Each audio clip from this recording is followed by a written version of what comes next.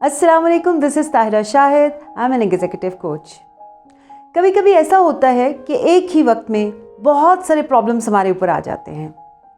हम social, personal and professional बहुत सारे एरियाज़ में चैलेंजेस का शिकार हो जाते हैं। अच्छा, ऐसी सूरत हाल में हमें समझ नहीं आती कि हम किस प्रॉब्लम को पहले एड्रेस करें और किस को बाद के लिए छोड़ें। ऐसी ही एक सिचुएशन में जब मैं स्टक हुई, I was watching movie frozen 2।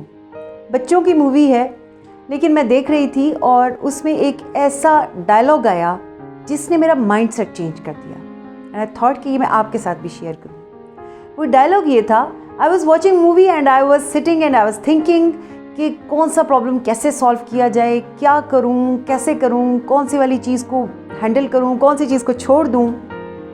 और वो एक डायलॉग आया जिसमें उसने कहा कि do the next right thing.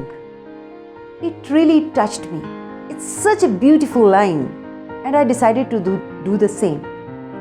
उसके बाद चंद दिनों के अंदर बाकी प्रॉब्लम्स खुद ही सॉल्व होते चले गए।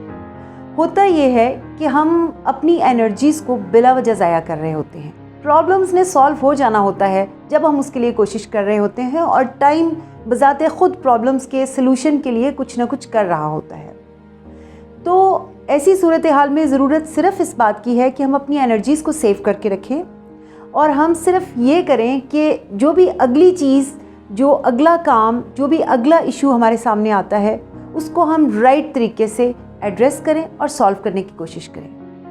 आप भी अपने मसाइल को इस तरह से हल करने की कोशिश कीजिएगा और आप देखिएगा कि इससे आपकी ज़िंदगी आसान हो जाएगी और आप ज़हनी तौर पे बहुत रिलैक्स रहना शुरू कर देंगे। अपना बहुत ख्याल रखिएगा। जल्द मिलते हैं एक नई वीडियो के साथ। अल्लाह हाफ़िज़।